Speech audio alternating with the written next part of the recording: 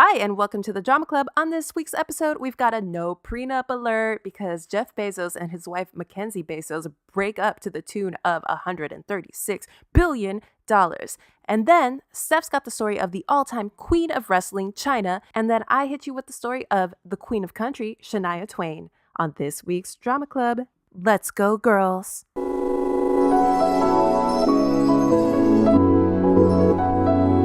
What up, fam? What up, fam? It's good, y'all. Feels good, right? Good, right? Yeah, I know it, dude. And without further ado, we broadcasting live from CA to NY. Big news. We got a scorching hot topic this week. Scorching hot. Yeah.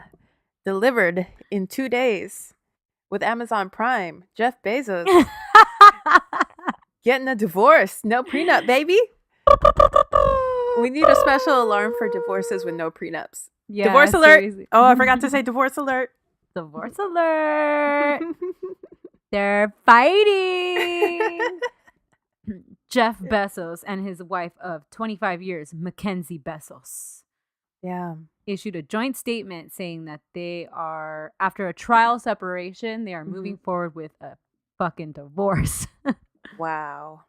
And the first thing on everybody's mind is, does she get to have Amazon Prime still? Because that would be my concern. Yeah, if she don't get Amazon Prime in the divorce, then I mean, like, does she even have a good divorce lawyer? You heard who her divorce lawyer is, right? No, who? It's homegirl from Angelina. And Oh yeah, fucking Leslie, is that her name? Yeah, that girl went to Loyola. Anyways, so the big thing is obviously his estimated net worth $137 billion. Woo! If she gets half of that, I think she doesn't even need to get half of it, but she'll be technically the richest woman in the world. Yeah. Good for her.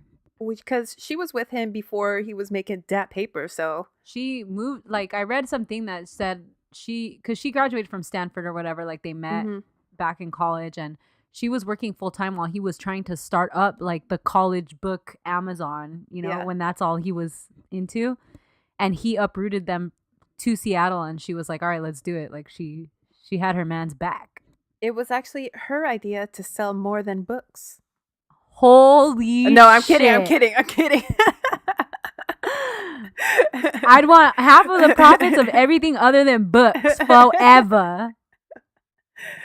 Oh. No, but I mean they have kids, right? How many kids? 3 or 4 or something. Yeah. They got like hella kids. They were together before the money came. She's been holding it down. I'm sure she's like smart as hell. Like, get your Yeah. money, girl. Yeah, Like, she deserves it. yeah, she deserves it. Yeah. But honestly, like if it were me, just throw me 10 billion. I'm never gonna spend 10 billion. Yeah. Like, just No. cut me a check today for 10 billion, and I don't No. gotta go to court. I don't gotta do anything. Just like I'm chill. No, give Make me sure my half kids- and then I donate everything but 10 billion. Oh, there you go. Make sure the kids are taken care of. Have their trust funds and stuff, and like we good. Yeah. Oh, the kids are fine. But the tea is that Oh, yeah, the he's- extra spicy tea. he's been having an affair with his like homie's wife. I can't even do it. That deserves an extra sprinkle of 10 billion. That shit's like, amazing. give me 20 billion just for that. Lauren Sanchez. Shout out to my homegirl holding LA, it down for baby. all the Sanchez's out there. Yo. We're familiar with Lauren Sanchez in Southern California because we see her on TV. She's on like KTLA, yeah. Yeah, she's a semi-prominent news anchor out here. Yeah. She be getting fillers, like Yeah. She be in the helicopter and shit, piloting.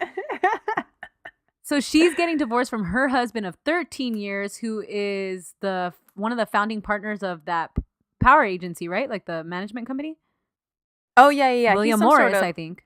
William Morris, really? Yeah, I think so. Oh. I want to say that that's it. Let me confirm that real quick. I know he's like he's a player. He's a player in the industry. He's not like, he's not Bezos rich, but he up there. Yeah, no, he's super, especially like in LA. Yeah. William Morris. Oh, really? Yeah. Damn. Shout out to Lauren Sanchez though. Fucking like she's pulling Men. men. So, I mean, not to air all her dirty laundry, but like that's that's the whole point of this podcast. She had this podcast could have been called Dirty Laundry. Her first kid, May, is from like the tight end of some NFL team that she macked on back in her day. Yo. And then she has 2 kids with homeboy from William Morris, and now she's macking on fucking Jeff Bezos.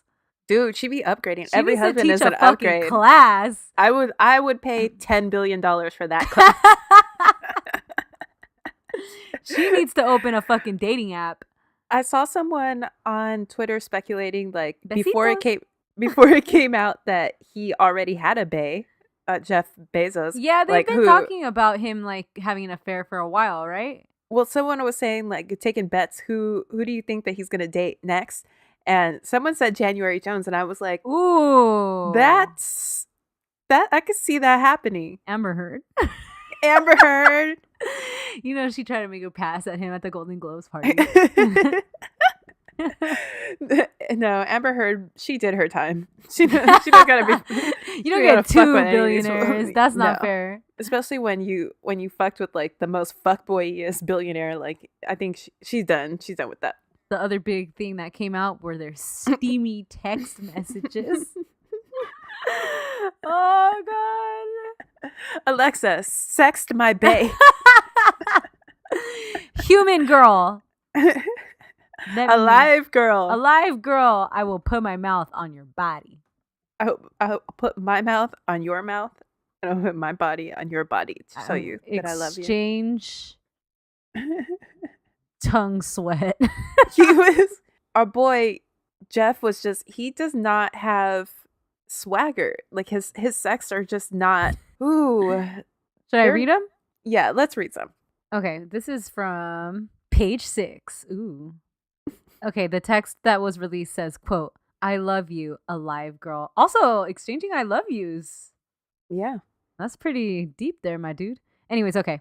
"I love you, alive girl, period. I will show you with my body and my lips and my eyes very soon." Your eyes? I don't want anybody to show me that they love me with their eyes, though. That sounds creepy. Show me with your wallet, dude. Show me with your dick, my guy. Like, show me with that prime. Nothing on that list is like sexual, you know? Allegedly, he sent dick pics, though. Ooh, prime over that dick, baby. And shirtless shots. Oh, I don't want to see that. Oh, man. Oh, so what? They've been seeing each other for a few months, allegedly, right? Yeah. How long does it take to say I love you in your late 40s? Like a month or two? A month? 1.5 months? Well, I've been watching Dirty John. I haven't seen it. I think you would like it. Oh, we talked about it before. Yeah, you would definitely like it because I fuck with Connie Britton now. I love her. She's awesome. She's pretty cool. Yeah. They said I love you like a week. Yeah, I think also white people, they say I love you hella fast, I think. I think rich people say I love you fast too. Yeah. They live fast, you know? Yeah. I mean, they don't got no time to be fucking around. Just like, I love you. All right, let's get a divorce. I'm done with you. So we'll keep you guys updated on what happens with the Bezos divorce. Yeah, because it's gonna be up there. There's a lot of money. A lot of money. And everything. I mean. But I mean, it should be amicable because it's not like, you know, when your net worth is $100,000 and you're going to worry about like who gets the house. Like, you know, there's less stress when it's all that money because everybody can leave with more than enough to be happy. Yeah, no. You would think. Yeah, right? No. And the more money you have, the more it takes for you to be happy. So I don't like, even if it's like the most amicable, just based on their net worth, it's going to be it's going to get dragged out. You think so? Yeah. More money, more problem. I mean, especially because there's no fucking prenup. Yeah. What is this? I keep hearing about a postnup. I don't know. I haven't seen anything about that. I think somebody was saying that he had asked for a postnup like a dick. Like a couple years ago, like not that long ago. Oh, I would have. Ooh, I wish motherfucker would. I guess postnups don't really hold up in court though. So good luck with that, my dude. Who's she gonna date next? I want to see her come. I want her to pull a power move, start dating Elon Musk, baby. I want her to date like Channing Tatum. No, ew. Yes. What the hell? I just want her to get a boy toy. Oh, like a young dude? Okay. Yeah. Yeah, because she can be rich as fuck. That's true, actually. Right. Never mind. Yeah. I want her to date Channing Tatum and just be like living the life of luxury on like yachts. You know? I want her to date that guy that Lawrence Sanchez is divorcing. Ooh. Husband swap. Uh-huh. All right. So we got a twofer for you guys this week. First of all, hello everybody. My name is Stephanie. And my name is May, and together we are the Drama Club. Thank you for listening. Real quick, if you guys have a chance, BuzzFeed has asked for podcast recommendations on a post by their writer Scott Bryan, I believe is his name. Mm-hmm. And if you could give us a shout out on their page via your Facebook or your BuzzFeed account, we'd really appreciate it. Yeah, some of you already did it, which is awesome. Thank you so much, guys. Thank you for doing that. Hopefully, we're trying to reach a greater audience this year, so that'll definitely help if we were able to get a shout out from them. Yeah, hell yeah. I was just thinking recently how like I feel like I've been ignoring BuzzFeed a lot. Like Me too. Don't pay attention to it as much, and then as soon as I thought that, like I started taking like a couple quizzes. And I was like, hello, old friend. Yeah. Me too. I used to be on BuzzFeed all the time because it's just they made it so perfectly easy to click through their content. Yeah. So yeah, I used to all the time, now less so. Yeah, the little quizzes get repetitive. Yeah.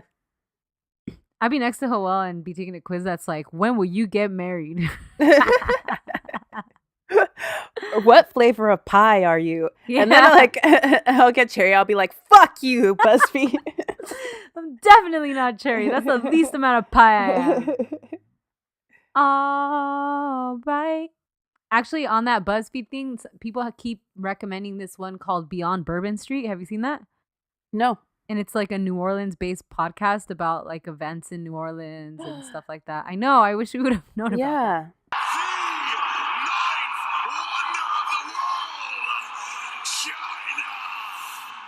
All right. So for my topic today, I am going to do the WWF/WWE wrestler Chyna. I got a lot of this from an article by Jason King called The Great Fall of Chyna, How WWE's Greatest Female Wrestler Disappeared, and also a bunch of Daily Beast articles on her following her death. And spoiler alert. What? She's dead. Oh, yeah, she did. And all the Wikipedias. Chyna was born Joan Marie Laurer in Rochester, New York. Right? No? Lauer? I heard it pronounced Laurer. Okay. Maybe that's how they pronounce it out there, too. You know, people be pronouncing shit. In Rochester, New York on December 27th, 1969. Okay. Her parents divorced when she was like 4 years old, and she ended up having about 3 different stepfathers and 1 stepmother. Her mom and dad had a volatile relationship even after their divorce, and Chyna talks about this one particularly awful story where her dad stabbed her mom in the thigh while on an alcoholic binge. What? With what? With a knife? Yeah, with like a butter knife or some shit. Like what? That's even worse, right? Because a butter knife? Because it's dull. Yeah. You want it to break skin at least. Fuck. Oh hell no. She also said that her first stepfather threatened suicide in front of her and her sister. And suffice to say, she moved around a lot as a kid, and she didn't have a really great childhood. Her family relied on welfare to get by, and her alcoholic father would disappear for days at a time, leaving them alone to fend for themselves. How many kids? 2 sisters. Okay. In 7th grade, she says that she was kissed by a teacher who worked at her school. No. Yeah, she was always like taller than most girls and stuff, so she said she felt like that's why she would get targeted by older men often. That's weird though. Uh-huh. No, that's fucking weird. That shit will fuck you up for life. Oh yeah, definitely. By the time she was 13, she said that she was bulimic and she began purging after eating to try to stay slim. She left home at age 16 after her mom tried to force her into a rehab facility. Mm-hmm. Chyna says that she never saw her mother again after that. What? For the rest of her life. She just disappeared? She left her house. Chyna left her mom behind and just like basically like never looked back. No way. That's fucking crazy. Right? She then moved to live with her biological father, and she went to high school while living with him and graduated from high school and everything. She was super into working out, and she got super into weightlifting pretty early on because she was tall as fuck. She then graduated from the University of Tampa in 1992 with a degree in Spanish Lit, and she had also studied French and German. So she wanted to use her foreign language knowledge to try to work for the FBI or DEA. Ooh, that's really, really cool. I didn't realize she was so well-rounded like that. Following college, she joined the Peace Corps. Wow. And was assigned to work in Guatemala for a year. Ooh, ooh. So Chyna never really gets into like how she fell out of a relationship with her dad, but she basically never recovers any sort of a relationship with either of her parents. Ugh, that sucks. In her adulthood. And she later claims that her dad took out a lot of student loans in her name, leaving her in debt as a young adult. Oh no. Student loans?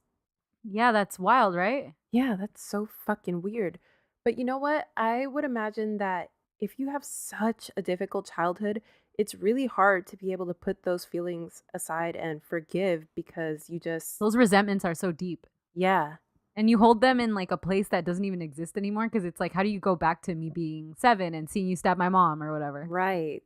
And I just feel bad for her because it's just a bad platform for the rest of her life. After she came back from Guatemala, she started working kind of wherever she could land a job. First, she was like singing in some band. Then she worked for a 900 number chat line. Ooh, like a sex line? I think so. And her voice is actually very, very high pitched, and I could totally see that being utilized in that way. Cool.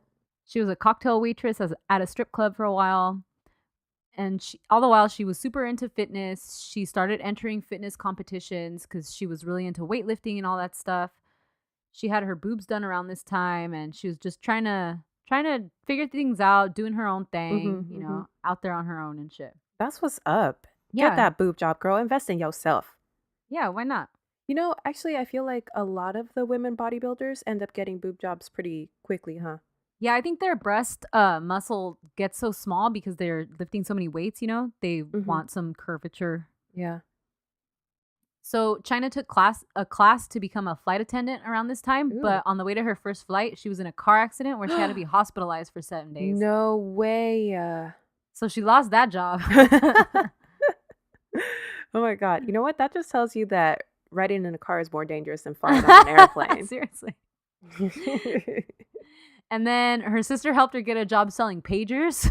Oh, that is some 90s shit right some there. Hella 90s shit. I always wanted a pager when I was little because both of my parents had one. And I remember thinking like, what the fuck? That is the height of technology right now. I know, it's so stupid, huh? My brother had a pager when he was in high school, and I used to be like, wow. Yeah. And like you would send each other, they would like his girlfriend would send him like a heart or some shit, you know? Like, so how could you do that? Like how you do on the old school texting, like the less than 3. Oh yeah, got it.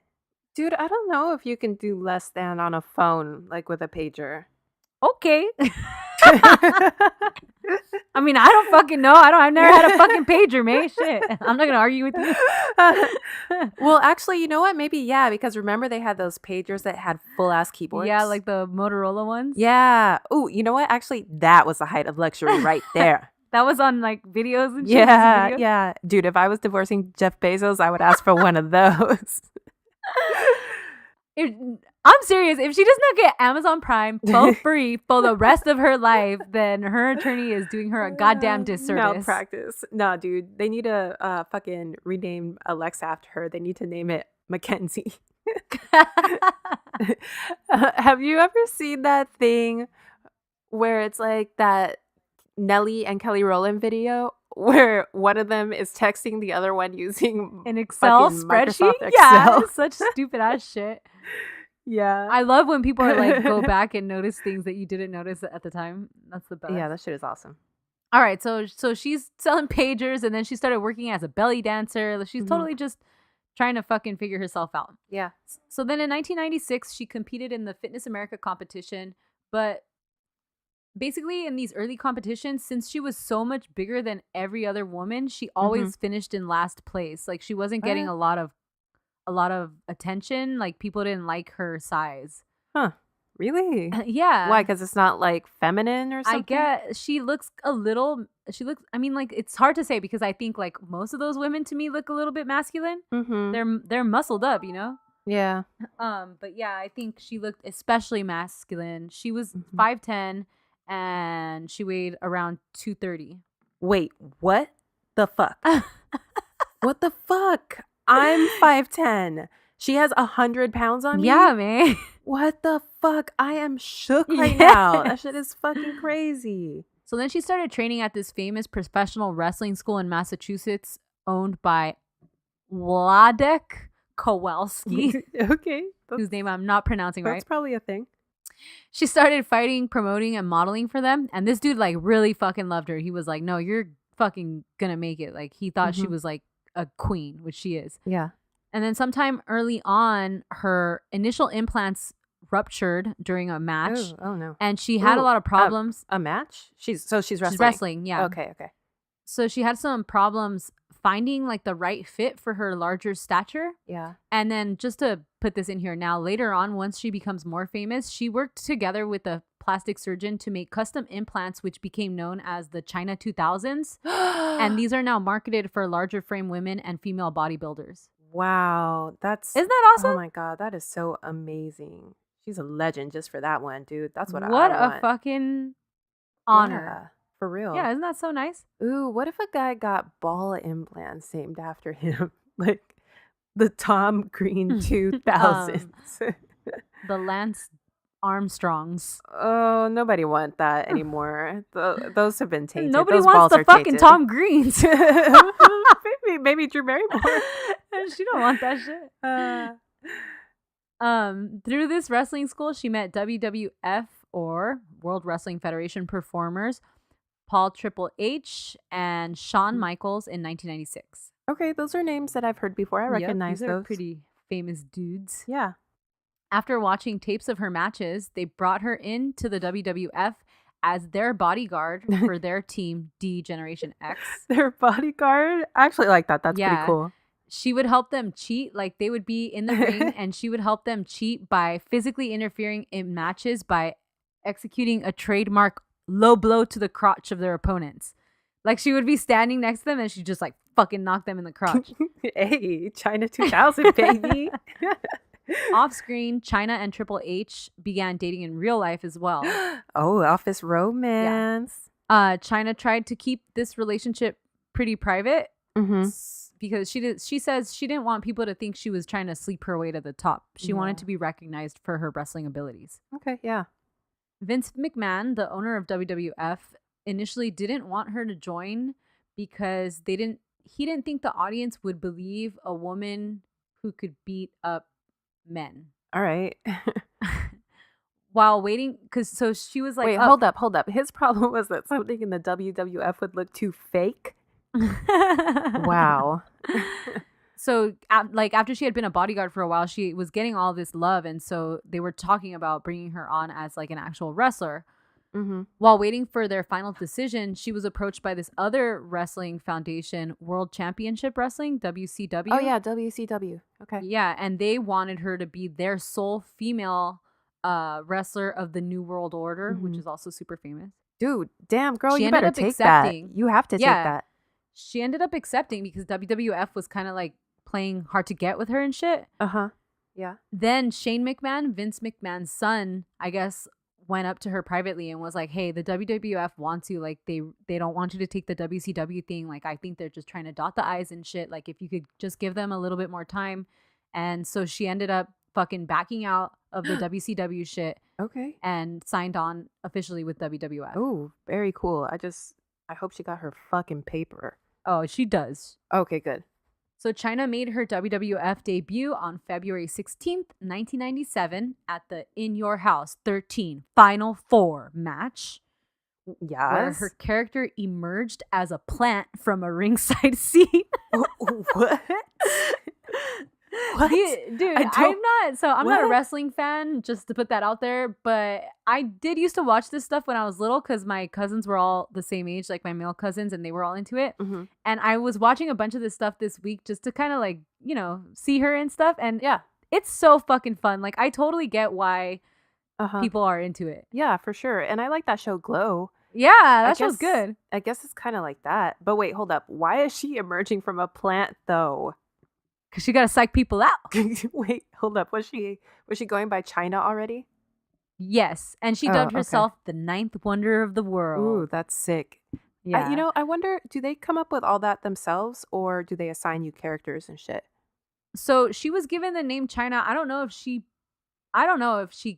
came up with that on her own, but I know that it's like ironic because they were trying to say like fine Chyna is so delicate and fragile, whereas she's like the fucking opposite of that. Mm-hmm. So on this match, she was a fucking plant. She got in the ring. She choked out some bitch named Marlena, and then Goldust was in the ring with Triple H, and Triple H fucked him up, and they fucking won and shit. Okay, dope. So off the screen, I guess originally when she first came on, a lot of the other wrestlers were hesitant to let her go up there and overpower them on stage, the male wrestlers, because she would get in the ring and she would fight against the men in full stilettos and fucking makeup. Wait, am I wrong about the stilettos? Mm-hmm. Okay, wait, am I wrong about this? Or in wrestling in the WWF, is there like there's good guys and then there's bad guys, right? Villains. Yeah. Yes. Okay, what was villain? She? Okay, got it. Yeah. In January 1999, she was the first woman to ever enter the epic Royal Rumble match as the 13th entrant. The day after the Royal Rumble, she became a villainess by betraying her man's Triple H and aligning herself with his enemy, Vince McMahon. What? Oh my God, there is so much drama right there. It has everything. There's betrayal. There's alliances. Yeah. Fucking so she's plants. Yeah.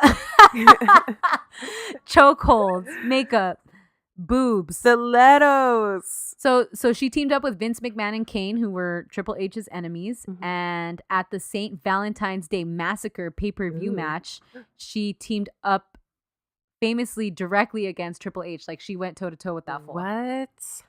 So she's super famous, and the WWE, like, they love her. And sorry, I keep going back and forth because they were WWF, and then at one point they switch over to WWE, just so that's all out there.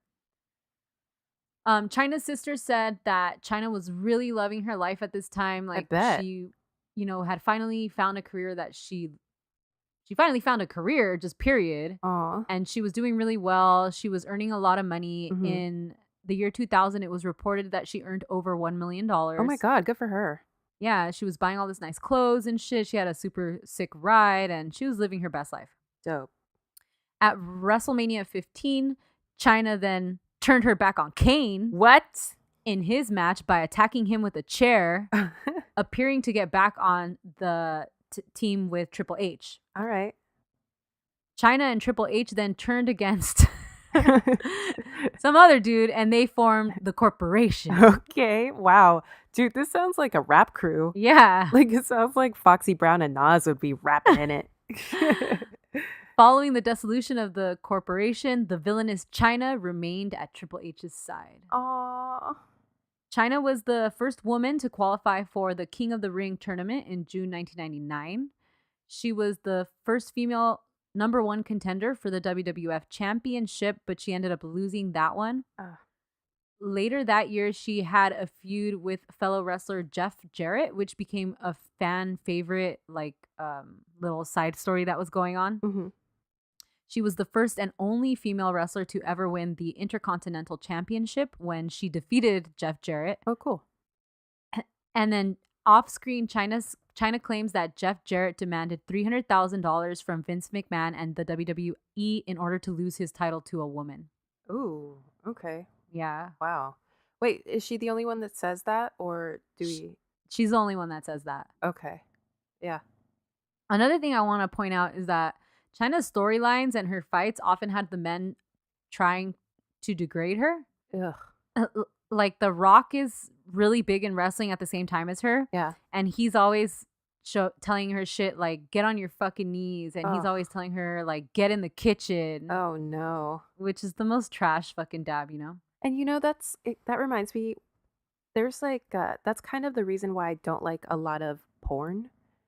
Just because, Like, really degrading. yeah, the way In they like a treat really women. trash way. Like, Yeah. not even creatively degrading. Exactly. Get in the kitchen. That's fucking boring. Yeah, just like so. Ugh. Yeah.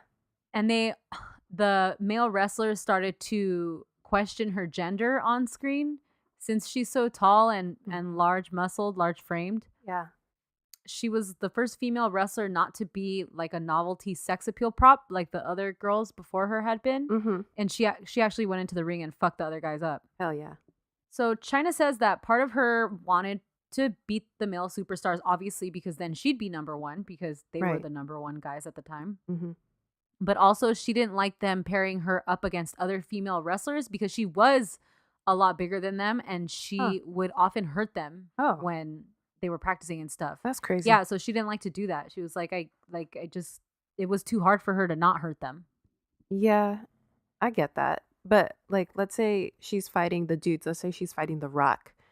I bet. Yeah, he's gonna hurt her. Yeah, exactly. Yeah, and I she wanted to take it. And I I think. doubt those guys cared. No, probably not.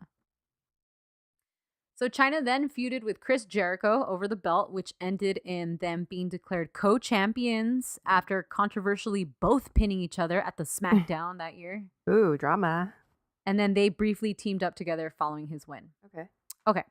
She then, on screen, broke up with Triple H and... Sorry. And became the girlfriend of Eddie Guerrero, who was originally her rival. Oh my God, R.I.P. I know. They became fan favorites, and Eddie Guerrero nicknamed her his Mamacita. Hey. And it's really funny because every time she comes out of the backstage, like on the, like the, what is that? Like the cover of the wall or whatever, they'll flash lights that say Mamacita. It's so cheesy. It's so good. Oh my God, that's my wrestling name. That couple, they ended up winning the intergender tag team match at SummerSlam, but lost the belt a few weeks later. Eddie then caught Chyna in the shower with two unnamed women. Oh my leading God. to the end of their relationship. Dude, wrestling is just telenovelas. It is. It's so fucking good. Then in November 2000, Chyna posed for the cover and centerfold of Playboy. Oh, cool. What year? November 2000. Yes, Chyna 2000. It was also worked into the WWE storyline that she was going to pose for Playboy and stuff. Yeah. And it began a feud with a fellow wrestler, Ivory, who was a member of the Right to Censor group. Okay. She ended up fucking up Ivory.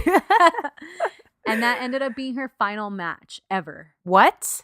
With the WWF. No way. Hold up. So Chyna didn't wrestle with the WWF after the year 2000? Uh-huh. That's wild to me. That's crazy, right? It's fucking crazy. Yeah.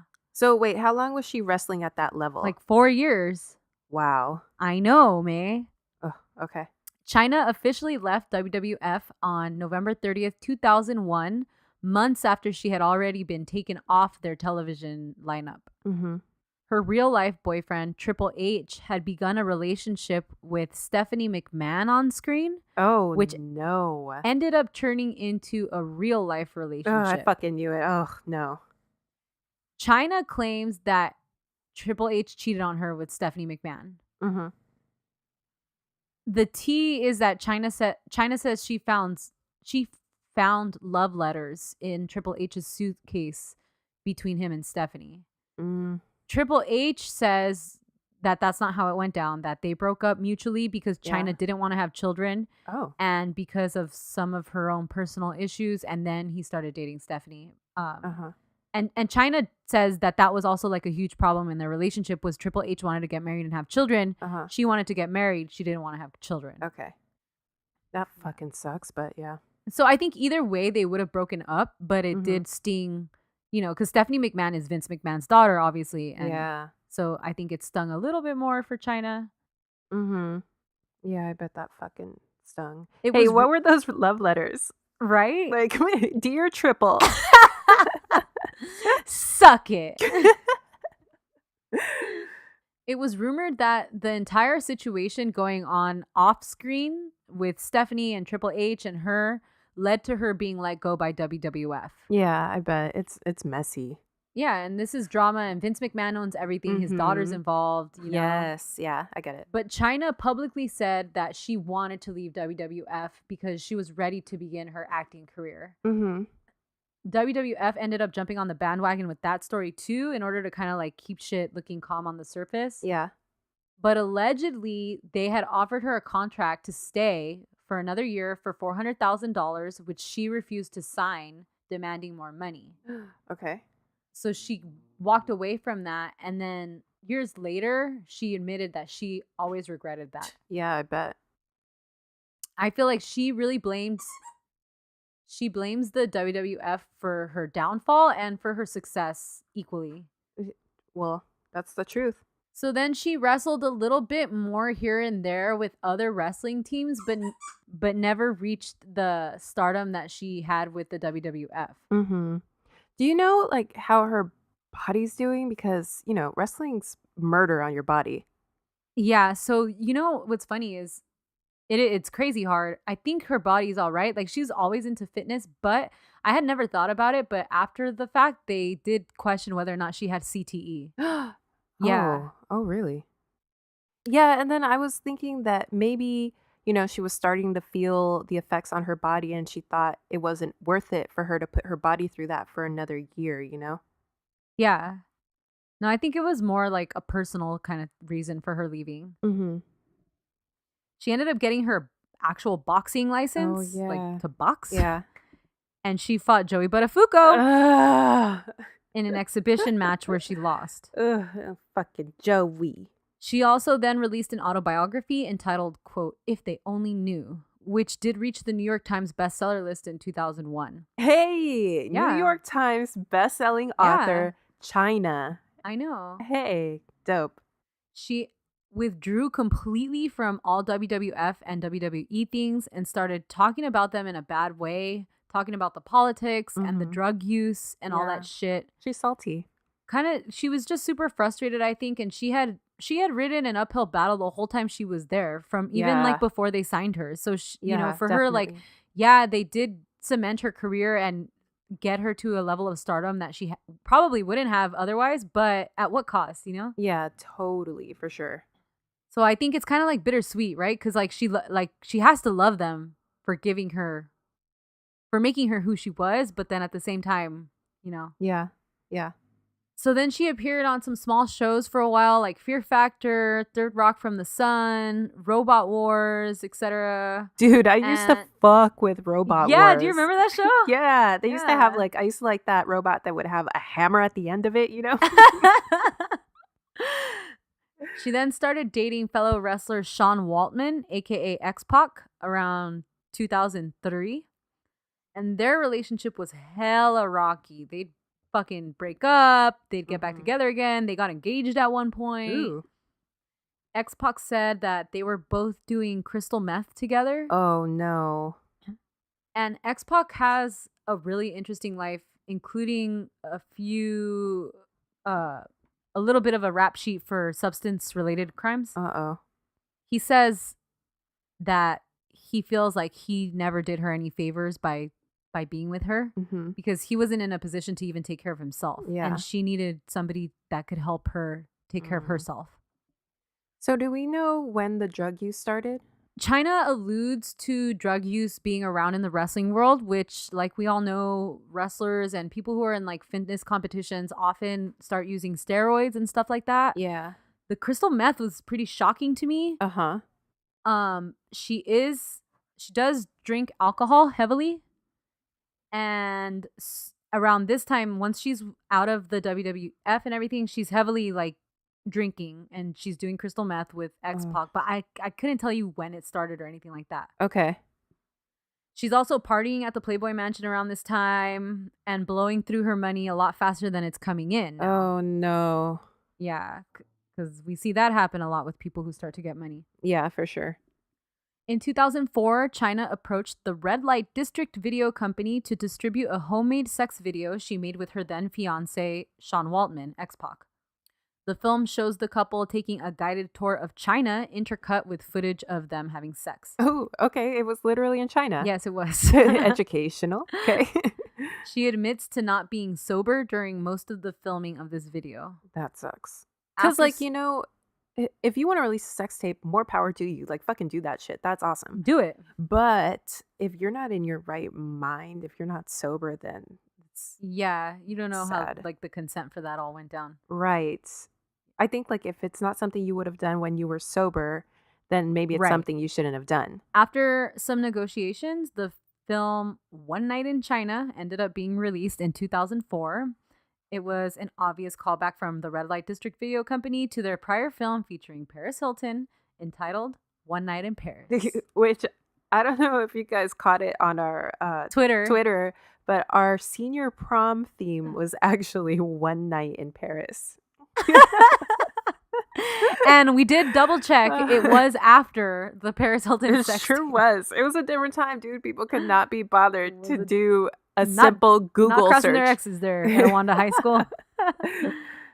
China's film sold over 100,000 copies, Ooh, that's a lot. which, yeah, it did pretty well. She shared in profits with Sean equally. Okay. The movie also boosted her career and fame for a little bit, which is kind of what she was looking for after leaving the WWE and slowing down for a few years there. Yeah.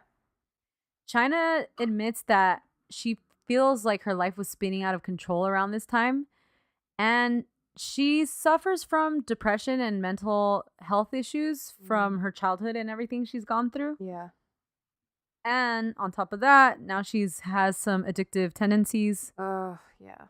Also, the sex tape, while I mean good for her and everything, but it led to the WWE distancing themselves more from her because they have such a huge child fan base. Oh, yeah. Okay. So I see where like- they're coming from, but I don't like it. So they would still allude to like Chyna's past fights and like her glory. Like, she was like a trailblazer for women, especially in wrestling.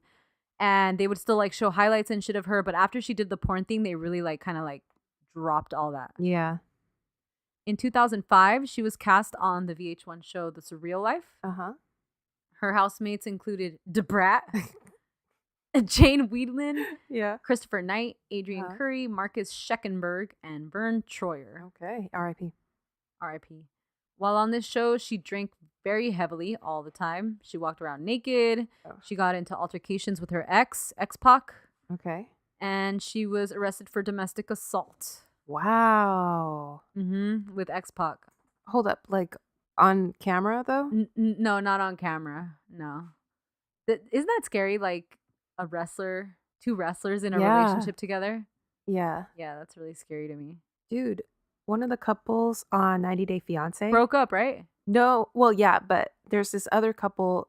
One of the fiance got arrested for domestic abuse.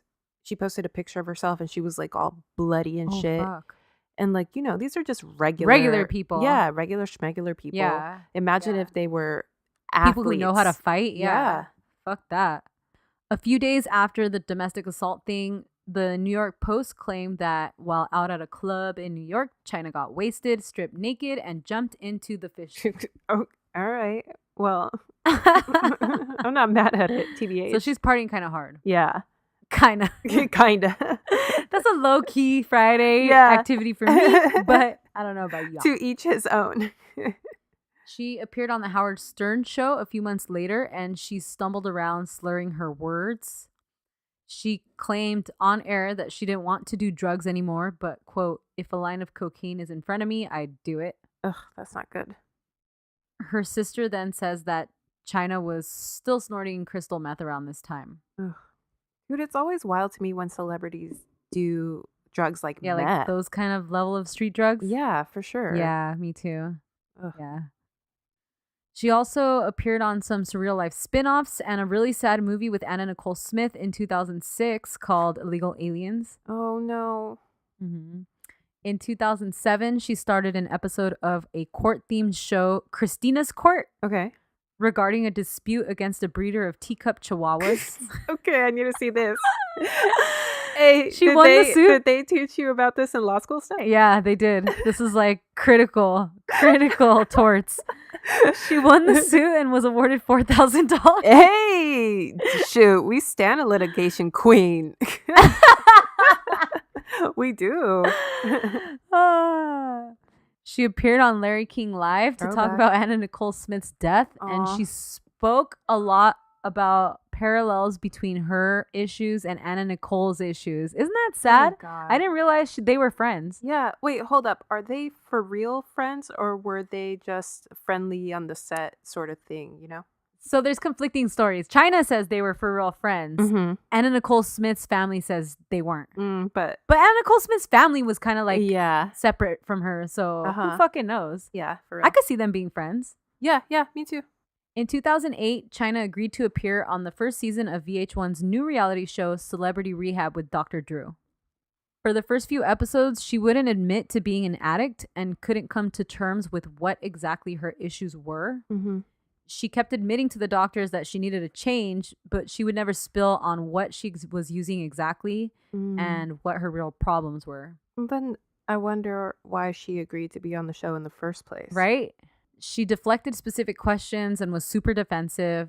Finally, she admitted to being an alcoholic, but nothing more. Mm-hmm. She sobered up towards the end of the season, but eventually relapsed and re-entered treatment for part of season 2. Ugh. That show, I feel like if you really want to be sober, I don't know that that's the right environment to do it in. Through like the show? Right. That show, May, I kind of want to do an episode on it. Ooh, okay, cool. Yeah. So I don't know if you guys remember, but I did Brigitte Nielsen in an episode of like months and months ago. And Brigitte Nielsen was also on Celebrity Rehab with Dr. Drew. And Brigitte had like kind of the opposite effect of being on the show, because she said she liked having the accountability of being on TV during this process. Yeah, I guess I kind of see that too. Like the more eyes on you, the more people you have to answer to, you know? Yeah, but Chyna, I don't think it was a good environment for her to do it, because she didn't even want to admit to a lot of the stuff, right. You know? Yeah. On December 27th, 2008, Chyna was rushed to the hospital after she went on a bender for her birthday party when her friends found her passed out in her apartment with cuts on her arms. Oh, no. She briefly stated publicly that she would be re-entering rehab, but never seems to have done so. Okay. Also, she had some financial issues around this time, since now she's years removed from her WWE glory, and she's suffering from substance abuse issues. Oh, no. Okay. She starred in a second sex film in 2009 entitled Another Night in China. Oh, I did not know that. In 2011, she did a professional pornography film for Vivid Video entitled Backdoor to China. She also did some 3 guesses on what goes down in that one. Yeah, I bet the plot synopsis is just full of surprises. She then did a few other films for Vivid as She-Hulk in Avengers porn parodies released in 2012. Okay. She could have been getting that Marvel money. Before her death, she started doing like YouTube videos where she would talk into the screen and shit. Okay. And she said that she never ever wanted to go into the porn business, but she was, quote, making lemons out of lemonade. Oh, well, I get it. Yeah, me too. Yeah. In September 2010, Chyna was hospitalized after an accidental overdose of her sleeping medication. No. In 2012, there were reports that she had begun living with a homeless man in an apartment who Chyna had apparently fallen for. Oh my God. Her friend says that this dude like fed into Chyna's addictions and convinced her to cash out her 401ks. Oh no. In order to sustain their abusive life together. No. And her sister and friends say that this dude was keeping her drunk and loaded so he could like keep taking advantage of her, basically, you know? Yeah, fuck, I bet. So then they step in and they pull her out of that situation. Okay, good.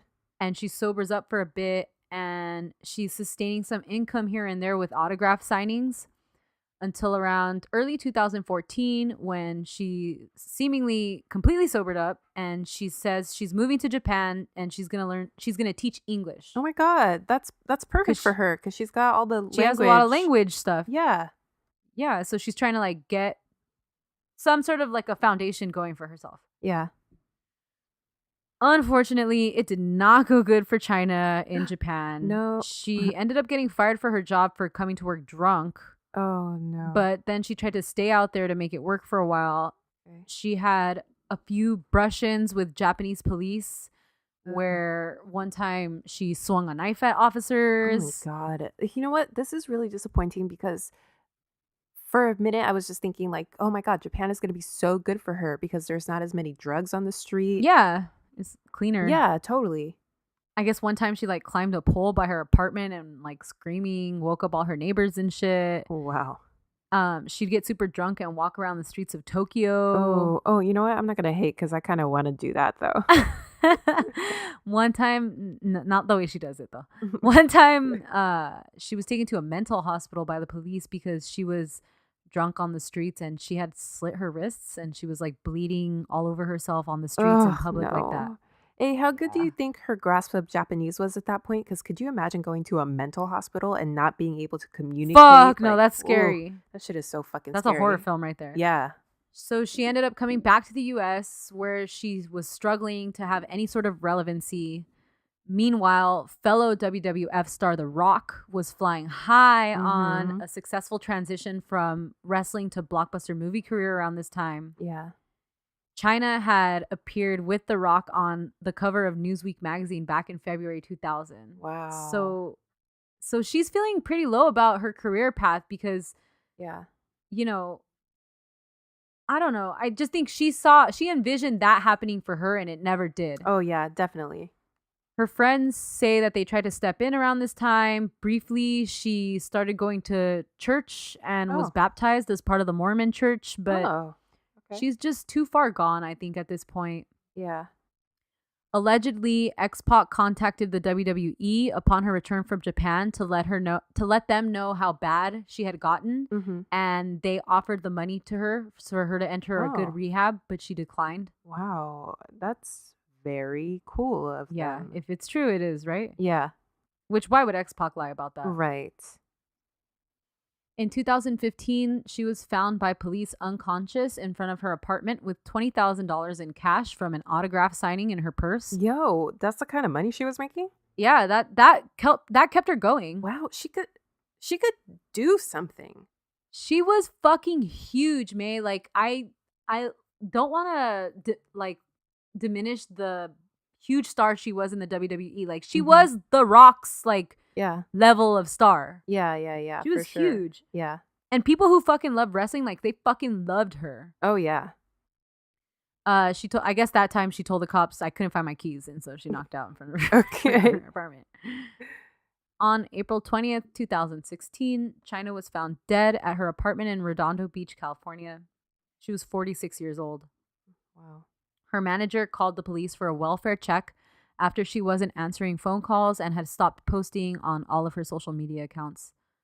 Her autopsy revealed that she died of an accidental overdose of alcohol combined with anxiety drugs diazepam and nordazepam, the painkillers oxycodone, oxymorphone, and the sleeping aid temazepam. Oh my God, that's way too much. Yeah, way that shit too is much. terrifying. It could have happened with just alcohol and like one of those. Oxycodone, yeah. Yeah, for sure. No, that shouldn't have happened. Her funeral was so sad because it was more like an exhibition. They sold tickets to her funeral. No, they did not. No fucking way. They sold t-shirts at her funeral. Ugh. Coolio performed. Oh, well, I want Gangster's Paradise to be performed at my funeral too. None of her family members attended. Well, why would you go to that? The only person from the WWE who showed up was X-Pac. The WWE sent no other representatives to her funeral. Well, fuck those assholes. Where was Triple H? Nobody went. Ugh. So then after she died, there, like I said, there was some talks about like, could she have been suffering from CTE? Because obviously she's getting a lot of blows to the head. She was suffering from mental illness. But nothing concrete ever came of that, so far as I know. Following her death, there was also a lot of comparisons to the other celebrity alumni deaths from Dr. Drew's Celebrity Rehab, which she was the 6th celebrity to die following treatment on that show. No way. It's something like 15% of the people that go on that show ended up dying. Well, that should tell you everything you need to know about that show. Isn't that fucking crazy? And Chyna joined the list of WWE professionals who died relatively young, including Rick Rude, the Ultimate Warrior, and Owen Hart, who famously died during a freak accident while performing at a pay-per-view event. A lot of former wrestlers talk about struggling with their identities once they leave the sensationalized world of wrestling and what that does to their mental health. Right.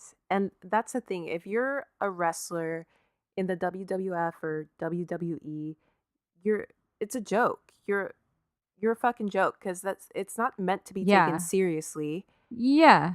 You're not an Olympic wrestler. Right. Yeah. And you're just like this caricature of yourself. And then after you leave, it's hard for someone to look at you like a real person or a real athlete. And you're always going to struggle to find a way to get that same kind of impact that you did there. Yeah. Because it doesn't exist. And you know what? Specifically with Chyna as a woman inside of the WWF, she was like sexualized. So now she's this sexualized caricature of herself. So when she gets out, what else do they expect her to do besides porn and stuff? Porn. And it's sad because that's obviously not what she wanted for herself. And it's just the whole situation is just, it's sad, and I feel for her. Chyna has since been credited as being super influential to women's wrestling and one of the biggest stars of the WWE.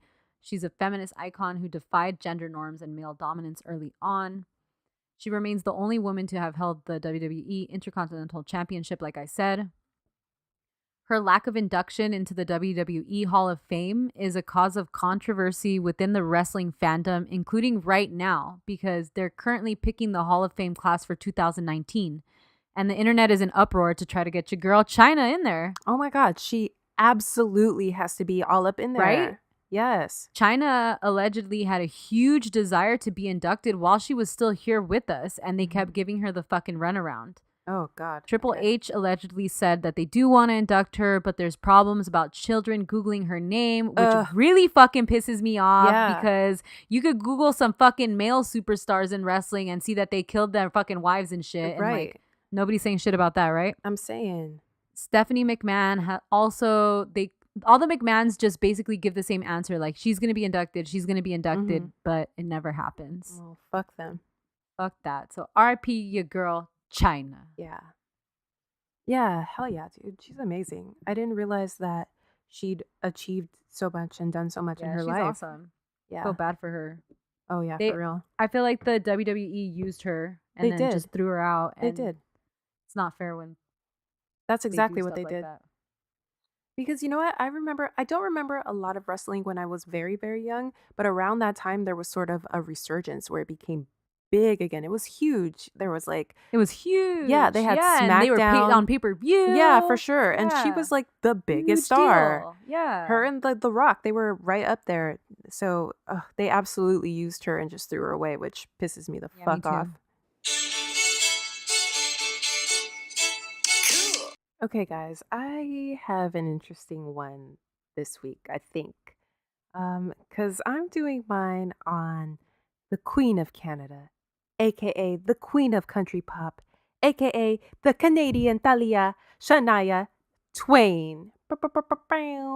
Let's go, girls. Dude, her songs are so fucking funny. Fuck yeah. I've been listening to her music all week, of course.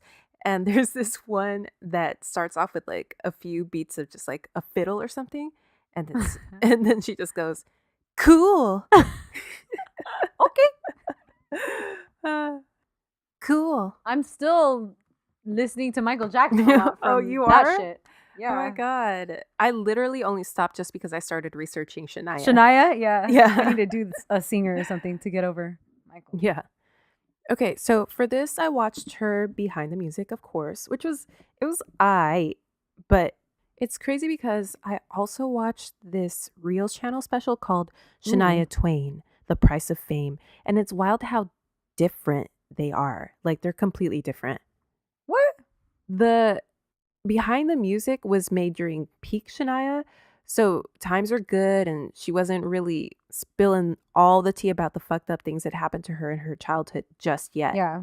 So I'd actually skip her behind the music, TBH. Okay, I want to start by saying that I noticed, especially before she semi-retired for a little while, that every single interview or biography of Shania begins by mentioning that she's ridiculously and incredibly beautiful. And she is. She's drop dead gorgeous. It's almost like everyone just wants to get it out of the way or something because like they think not saying it would be weird. Anyway, I feel a little bad because she's also insanely talented, and it sucks that her looks always have to be the first thing mentioned. But I did like this thing in her behind the music where Faith Hill, who's Oh, Faith also Hill is fucking bomb. insanely beautiful and talented, says, God, if I had a body like that. And I was like, yeah, same, Faith, extremely same. Okay, so Shania was born Eileen Edwards on August 28th, 1965. So this story is Canadian as fuck, which I really enjoyed because I think when you guys are listening to this, we'll be in Canada, right? Oh shit, that's awesome. So yeah, if you're listening to this right when it comes out, we'll probably be in Vancouver. So I can't wait to impress all the Canadians with my Shania knowledge. So Eileen's parents divorced when she was 2, and she didn't have a relationship with her biological father, Clarence. Shortly thereafter, her mom, Sharon, moved her 3 daughters to Timmins, Ontario, where she met and married a guy named Jerry Twain, who would go on to adopt all 3 girls. So Eileen was now Eileen Twain. Jerry and Sharon had a son and also adopted Jerry's sister's son when Jerry's sister died unexpectedly. So now there are 5 kids in the Twain household. Mm-hmm. Jerry was of Native ancestry, although I'm not sure if he was 100%, but for sure he was mostly Native because he lived for a time on an Ojibwe reservation. And I know that at one point he received funds to start a business that the government set aside specifically for First Nations people. But my point is that he was of Ojibwe descent, and it was definitely important to his culture. And since baby Eileen basically grew up with him as the only father she'd ever known, the Native culture was a big part of her life too. Anyway, so they were super poor. It would be hard to overstate the kind of poverty that they lived in. Most of the time, they didn't have enough food. The only thing that they really ate was a dish the family called goulash, which was white bread in boiled milk with sugar. Ew. Yeah, I was trying to imagine if I was super, That's my hell. yeah, if I was like super poor, what would I eat? And that's not what came to mind. Whatever happened to potatoes? Yeah, some frijoles. Yes. Oh, that's what I would eat. See, if they That's what I were, eat. yeah, if they were in SoCal, it would be frijoles and tortillas, but they were in Canada, so it was fucking Wonder Bread and sugar. What the fuck Yeah, is going on? I don't know. That's some Canadian shit, yeah. Anyway, so on occasion, they would have meat when they were able to hunt rabbits.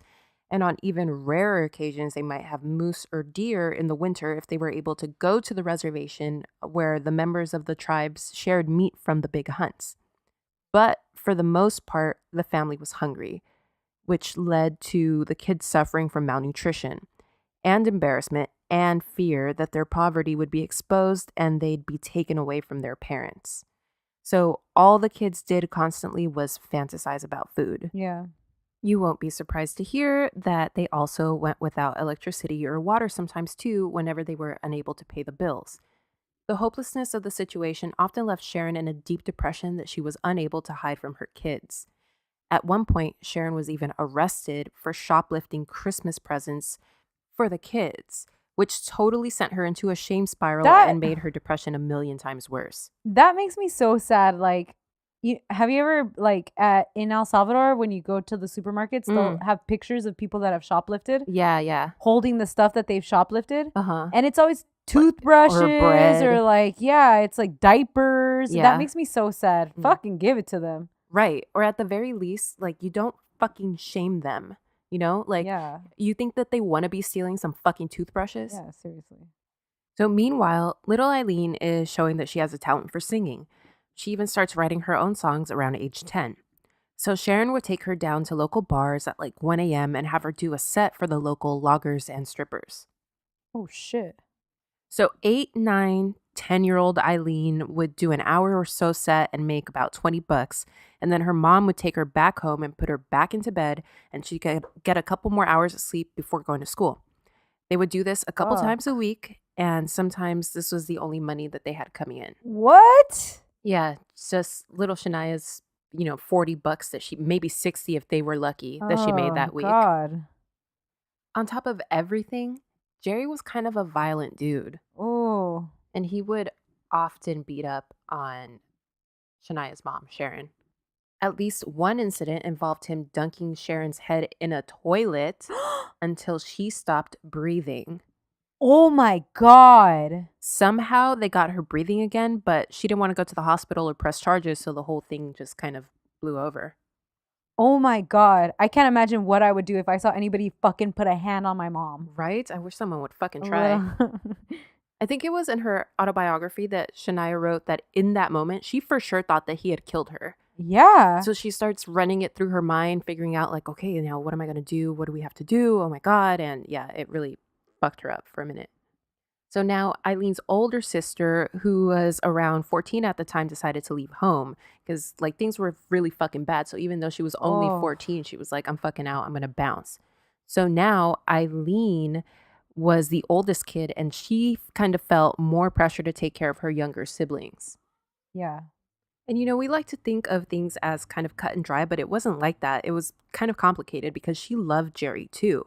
Their relationship was super complicated because on the one hand, he's the only father that she's ever known. Right. And he took her and her two sisters in and treated them like his own daughters from the jump. But on the other hand, he's this abusive asshole. Right. Finally, she told her mom that she should leave Jerry, and they moved to a shelter in Toronto to escape the abuse. But Sharon goes back to Jerry a couple years later.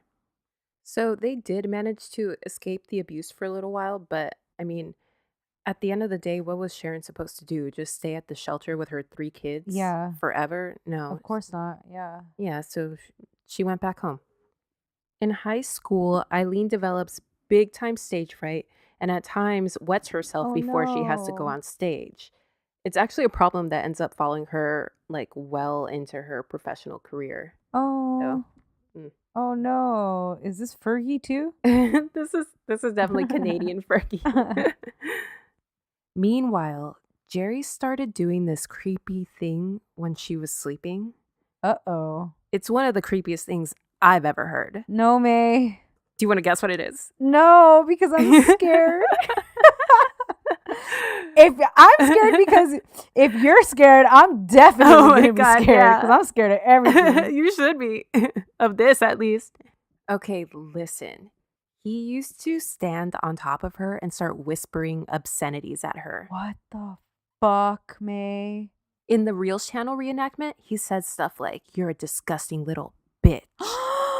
But that's just a TV reenactment. Like, I don't know what exactly he'd say to her, but she always says that they were like very horrible, terrible things. Oh my God. She says that they were really terrible things that she never wants to repeat. So I can only imagine how disgusting these things were that he was telling her. Yeah, that's fucking scary. So she didn't know if he was sleepwalking or what, but it creeped her the fuck out. So it really incentivized her to want to get the fuck out of that house. After high school, in the spring of '83, she joined a rock band on the road called Longshot, and later a slightly higher profile band called Flirt. Ooh, cute. I know, so cute, huh? Yeah. In between being on the road with the band, she'd work for Jerry a few months at a time in his logging business as a foreman. So she'd be out there in the dirt doing 10, 12-hour days chopping down trees and shit. Jesus. Which is fucking crazy to me. I guess she said that they used to just wash in the lake because they weren't allowed to use like soap and shit. But imagine Shania out in the fucking doing wilderness. This hard ass labor. Yeah, with an axe. That shit don't make no sense. Anyway, in 1985, Mary Bailey, a local Canadian country artist, takes her kind of under her wing a little bit and arranges for her to travel to Nashville to record a demo. It goes pretty okay. So she comes back to Toronto, demo in hand, to try to make something happen for herself. So it's 1987 and she's 22 and she's living that big city Toronto life now. Hell yeah. She's still playing with these little bands and shit, but at least she's singing, and it seems like it's her main gig. I know she was also doing fast food. I think she worked at McDonald's for a little while, but she's making enough to get by, and at least she's able to sing, which was like her main goal. Yeah. She's dating this industry dude who's 13 years older than her. So she's kind of beefing with her parents a little bit over that. Mm-hmm. And they're not really on the best of terms. And that really sucks because then she receives a call that both her mother, Sharon, and her stepfather, Jerry, were both killed in a horrific car crash. What? Yeah. Holy shit, that is not how I expected that to end. She's 22 years old. Oh my gosh. So she immediately drops everything, abandons her music career, and moves back home to take care of her two younger brothers. Wow. Who are the ones who still lived at home. Her friend, Mary Bailey, gets her a gig as a lounge singer at a resort in Huntsville, Ontario, which is how she puts food on the table for her and for her brothers, for her family. She ends up performing here for several years until her youngest brother finishes school. Wow. Yeah, dude, she's a good-ass person. That's insane. I was about to ask, how's her relationship with her dad now? Well, he's dead, so. Yeah. But, it's weird because in her Behind the Music, she doesn't talk about the abuse. She doesn't talk about the whispering or anything like that. Really? Yeah, so they do have a complicated relationship. She loves him, and she does love him and respect him. Yeah, plus once someone's gone, it's hard to, Yeah. You don't want to remember those things. Mm-hmm. The one thing that she always does is actually give her mom a lot of credit for recognizing her talent, pushing her to sing. That's awesome. The one thing though is I don't know if I agree with like making her sing at 1 a.m. Yeah. at like fucking Making her make $40 for the family. Yeah, at a Like bar. you couldn't figure out a way to make $40. Right. So now it's 1990. She's 25. Her little bro graduates from high school, so she can do what ups now, and she starts seriously shopping her demo. Eventually, she gets a deal with Mercury Polygram Records, but they want her to change her name because apparently Eileen Twain doesn't have a ring to it. The funny thing is, though, they were fine with Eileen. It was Twain that they wanted to change. Oh. But she wasn't feeling it because her parents had just died, so like she didn't want to seem like she was erasing them. Yeah. Eileen reminds me of Eileen Warnos or whatever. So like, yeah. I don't know about that one. Or Come On Eileen.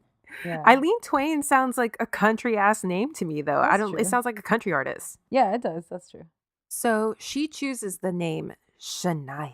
Ooh. Which apparently means on my way in Ojibwe, because at this point in her career, Shania is definitely leaning into the whole Native American thing. Oh. Like on the cover of her first album, she's wearing furs and there's like a wolf next to her. Ooh. She was totally the Elizabeth Warren of her day. Her mom isn't Native at all, but she claims that her biological father was part Native, but a lot of his family deny that. Also, On My Way in Ojibwe is definitely not Shania or anything close to it. So she probably made that whole thing up. Just let her have it. I'll let her have it. She's been through so much. No, but actually this was one of the only, sort of kerfuffles in her early career because people are like, you are really trying to make this Native American thing happen. So now Shania Twain is ready to take country music by storm. Oh. She releases her self-titled album, her debut album, and goes on tour for some better-known acts, but nothing really takes off. Her first album is weird, though, because the label didn't even let her really sing her own songs on it.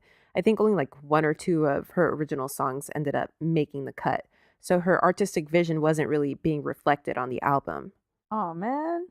This is where a lot of the biographies point out how it's much more difficult for women in country music than it is for men. Oh, just like everything else. Yeah, just like everything else. I was actually thinking about this when you were talking about Chyna because like why couldn't she have had the career that The Rock has? Yeah, like this fool just fucking blew up and yeah, and in country music, dead. like if you're a man, you can do whatever the fuck you want. Nobody's going to question where you come from. You just make a song about liquor and boots and no one gives a fuck. Yeah, sounds Shania means whatever. Nice. Yeah, you cool. Yeah. And also, like, if you remember our Jenny Rivera episode, it was kind of like that, where like radio stations didn't want to take her seriously. They're like, you're Canadian, fuck you. You're a woman, fuck you. You're fucking, Yeah. you're pretty, fuck you. Like, they would just give her the runaround at every point, and she wasn't getting any traction that way. That's fucked up.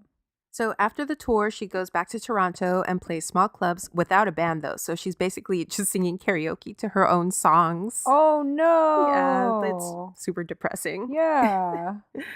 But she did manage to make a couple music videos where she looked good as fuck to some like good enough songs, which was enough to catch the eye of super producer Mutt Lange, who called her up to ask her for an autograph. What? That's a move. That is a hell of That's a move right there, yo.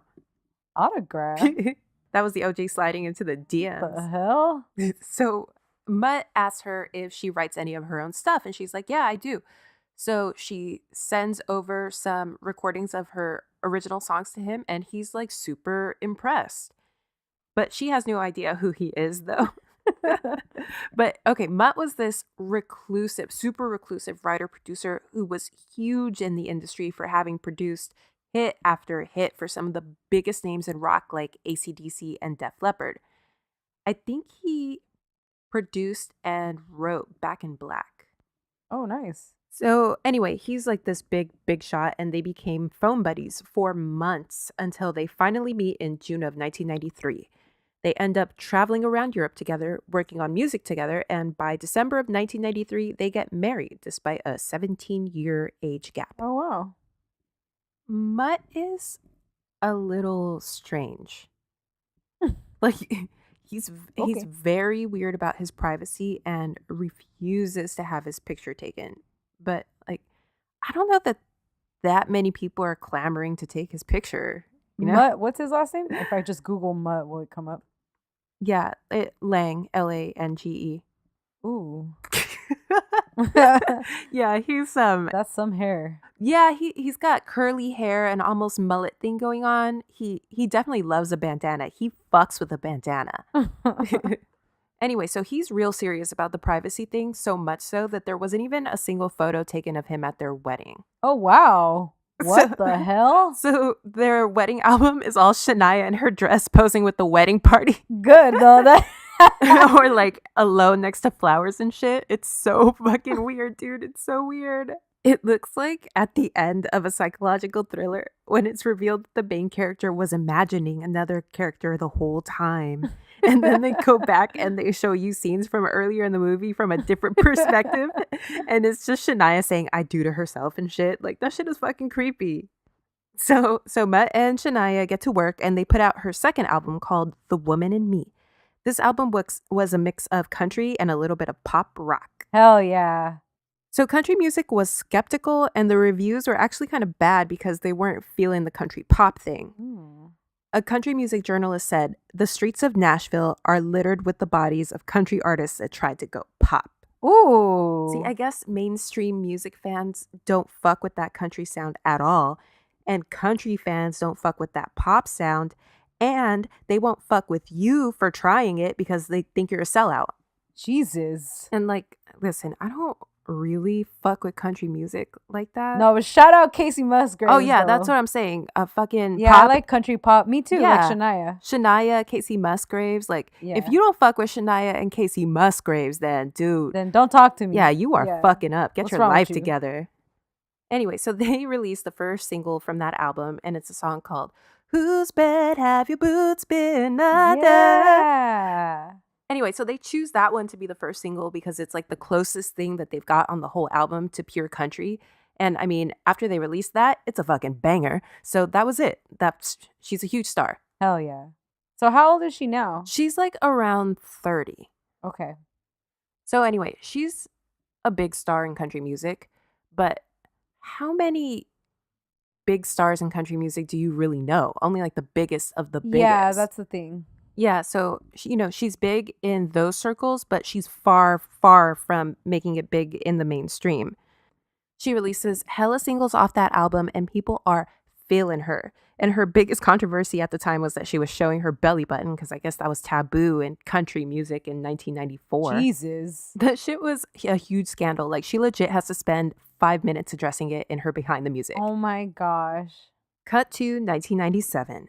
Shania and Mutt collab once again to drop her third album, Come On Over. Hell yeah. And this album changes the game. It's just bop after bop after bop. This is it. Yeah, it's country thriller. She releases 1 million singles off of it, and they're all hits.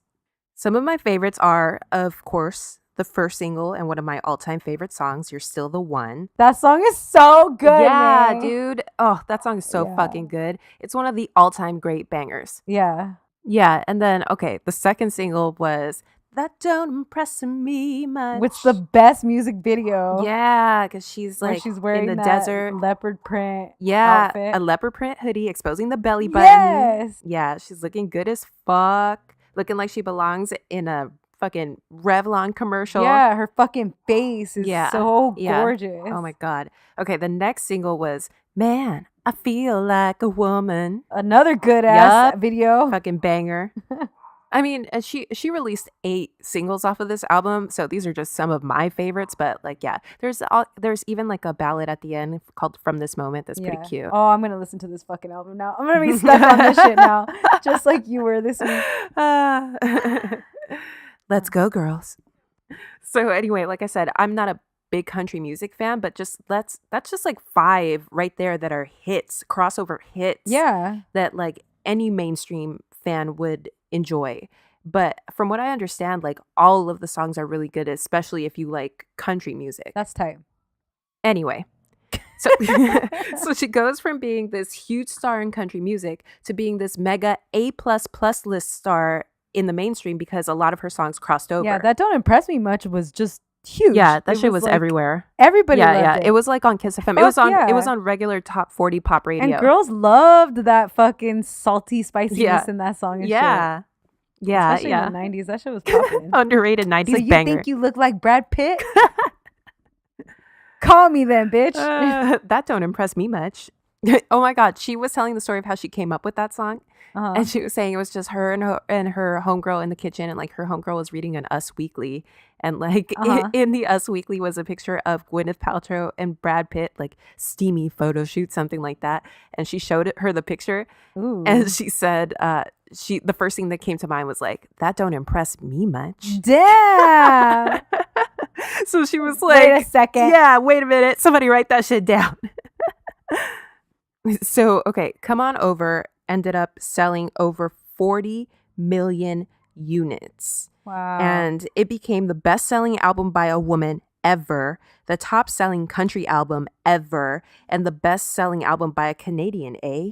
Wow. So she blew the fuck up. She was untouchable. I bet. Around this time, she did catch a little bit of grief about, like, people were still kind of salty about her exploiting her connection to First Nations people.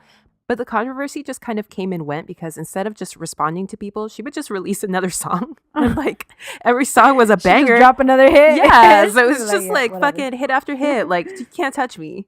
You know, so she stayed on top of the world. She had access to the world's finest hair crimpers. Ooh. Yeah, because if you look at pictures of Shania during that time, woo, she loved a hair crimper. That shit was crunchy. It sure was. She was looking good though. So she and Mutt moved to Switzerland because you know he likes his privacy. Mm-hmm. And they moved to a chateau overlooking Lake Geneva. Whoa. Anyway, they have a son, Asia, who's born in 2001. Aw. So she started work on her 4th album entitled Up. All of her songs have like exclamation points and shit. Her songs would have emojis if they came out now. That's so true. Anyway, so Up was hella successful, and she went on big ass tours and made a shit ton of money. Hell yeah. You know, before I started researching this, I didn't realize that Shania releases 2 versions of every album. Oh. Like a country version and then like a pop rock version, which I thought that was pretty cool. Oh, wow. I didn't know that either. That's a lot of work, girl. It sure is. And like for this 3rd album for Up, she also released like a Bollywood version. Oh. Which, I mean, like, that's so fucking smart, dude. Like, see, she came to fucking she work. sure did. And I think that's why she was like selling fucking hella millions and millions of records, because she was tapping into that shit. Okay, meanwhile, she becomes best friends with Mutt's assistant, Marie Ann. And they got what? I'm gonna drop some snake emojis. Oh, right here. yeah, there you go. Very apt. Okay, anyway, they got reggaeton about the same time, and they got even closer. Oh, that's weird. I don't like pregnancy packs. I only want to do drunk packs with my friends, so I don't. Well, catch us pregnant at the same damn time. I'll tell you that much. If May and I are both pregnant at the same time, it is a fucking national emergency. We were in a cult. We're fucking the Virgin Marys or some shit. For and real. neither of us are virgins. Oh, So. shit. We are now. Okay, so things are feeling a little bit weird between her and Mutt. So she asked Marie Ann if she notices anything strange about Mutt because he's acting kind of distant. She's like, do you think he could be having an affair? Like maybe he's sick and doesn't want me to know. You have to remember that this is her best friend. So she's confiding in her best friend. Yeah, like all best friends do. Yeah. Anyway, so Marie Ann is like, you're fucking crazy. Like, May! You are tripping. You need to chill. Which is like... It's super fucked up. Okay, and it's fucked up because in the Reels channel reenactment, you know, Marie Ann is like, she's from Switzerland or whatever, so she has like this Swiss accent, and she's like, would you mind if I tell you to follow your own advice from your own song? She's like, don't be as stupid. Oh. So I was like, damn, girl, that's kind of extra. You didn't have to like, damn, lay it on so thick. So anyway, Marie Ann is basically gaslighting her because guess what? She was fucking Mutt. That's fucked up. Yeah, and it fucking sucks because then Shania just goes on thinking that she's being crazy. Oh my God, that's the worst. Yeah, that shit is so fucking shitty. And it just goes on like that until one day Marie Ann's husband, Frederic, shows up to spill the tea to Shania. So Frederic shows up and he's basically like, you know, Marie Ann and Mutt are fucking, like, and you need to know. And it's like, it's the worst day of her life. She breaks down. She's going crazy. She's tripping, of course, because it's her worst nightmare. So of course she confronts Mutt and she's like, "Tell me this was a mistake. We have a son. Tell me there's something we can do. Tell me we can like fucking past it. Yeah, we can get past it." And basically he's like, "No, I'm leaving you. This marriage is over." And they separate in May of 2008. What a dick! How long were they married for? I think from 94 to 2008. Yeah, 94 to 2008. Wow, that's wild. Yeah. So right after all this happens, essentially at the same damn time, she contracts Lyme disease. Oh, shit. And her Lyme disease leads to a condition called dysphonia, which is essentially just a tightening of her vocal cords. Which, like, to you and me is no big deal, but for a singer, it's everything. So now she, like, lost her husband to her best friend, and she lost her voice. Oh, wow. So she's in a super dark place. But our girl finds love in a super unexpected place. She found love in a hopeless place because she fell for Frederic, the now ex-husband of her ex-best friend, Marie Ann. That's fucking wild. Yeah. Shania says that it was their kids that kind of pushed them together. Like their mutual kids? Yeah, their mutual kids. Wow. I guess they had been spending a lot of time together because, you know, they were going through shit. They were both going through shit. Who else is gonna like understand? Connect with you? Yeah, for sure. You know what? If I had to guess, I bet they were just getting together to talk shit about their ex-spouses. Fuck yeah. Anyway, so I guess each one of their kids would see them together all the time, and one day they were just like, just kiss. Wow. Yeah, because, you know, they're little kids, so they don't fucking know anything. Yeah. Yeah. What's going on? Yeah, because I think the kids were maybe 7 or 8, maybe 9 at the oldest around this Wow. time, and they kissed and they fell in love, dude. That's fucking crazy. Yeah, it's crazy. Okay, so her divorce from Mutt is finalized in June 2010, and on New Year's Day 2011, she marries Frederic. That's a power move right there. What happened with Mutt and are you gonna get to it? Sorry. No, dude, I looked fucking everywhere, but like this dude is private as fuck, so we don't know if they got married or like what. I need to know what happened to them. Yeah, but like I know they were together for at least a while after that. I don't know if they got married. I don't know if they're still together. I don't know anything. That is so fucking cool. So it's 2011. That same year, she releases her autobiography and she does a docuseries for OWN chronicling her life. Yeah.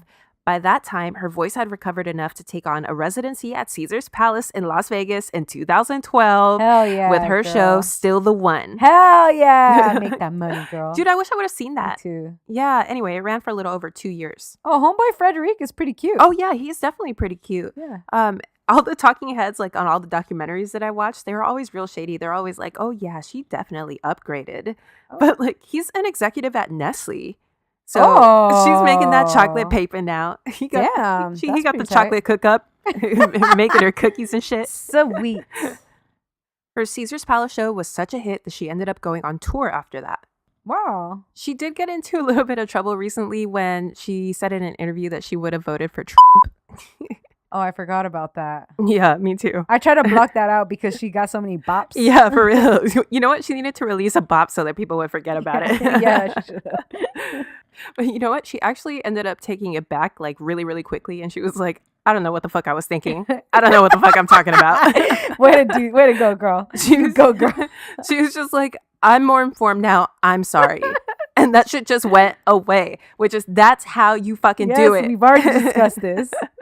Fucking, I'm sorry. I fucked up. My bad. Yeah. My bad. That was Yeah, my stupid. bad. Okay, bye. Moving on. Yeah. And then she was like, that shit went away. She was on Broad City later that year. She was. That's awesome. Yeah. So everybody forgot about that shit. And she released an album called Now! Exclamation point in 2017. Her first album in 14 years. Holy shit. Yeah. And it hit #1. That's awesome. She sold over 85 million albums total. Wow, I don't think I know not one song off this album. Yeah, I don't really either, but I'm not sure that it's a mainstream album. I think it's like a country okay. album. That's cool though.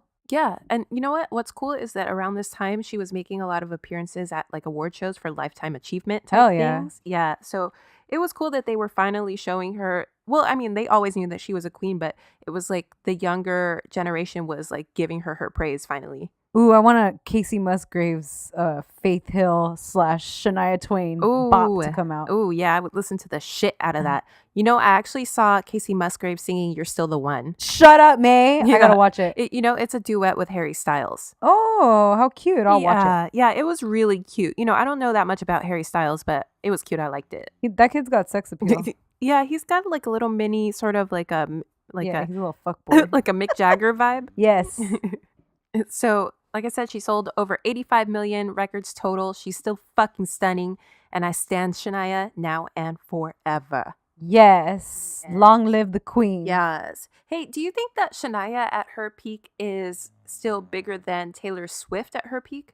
I don't know. I mean, Taylor doesn't have the album sales, not that anyone does, because, you know, Shania has the biggest selling album by a woman of all time, but I don't think so, because Shania's song was a country pop song that crossed over like both ways, right? Yeah. Taylor became famous when she just straight up crossed over from country to pop. Oh, yeah. Good point. So I think that's way harder to do what Yeah. Shania did. Right. It's much harder to get someone who doesn't listen to country to start bobbing their head to country. Yeah, who don't usually Right. listen to that. Fuck Yeah. that. Like Taylor's country songs, I don't even know them. Right. I don't know a No. single one. Nobody like who likes pop really stands that shit. Right. Hell yeah. Well, guys, thanks for listening. We back. Yeah. We back. Wait, This is our first twofer. We've been back. I know, but like we really back. We for real back. For real ass back. Tune in next week for my solo topic. Yes. Hit us up on Insta and Twitter at Drama Club Pod. Hit us up on BuzzFeed if you want to help your girls out. Leave us a review as always. Buy a sticker. They're $2. Hit us on the hotline 505-539-0556. Go to dramaclubpod.com and say what's up. yeah, what's up? Bye. Bye. However, whatever with your however.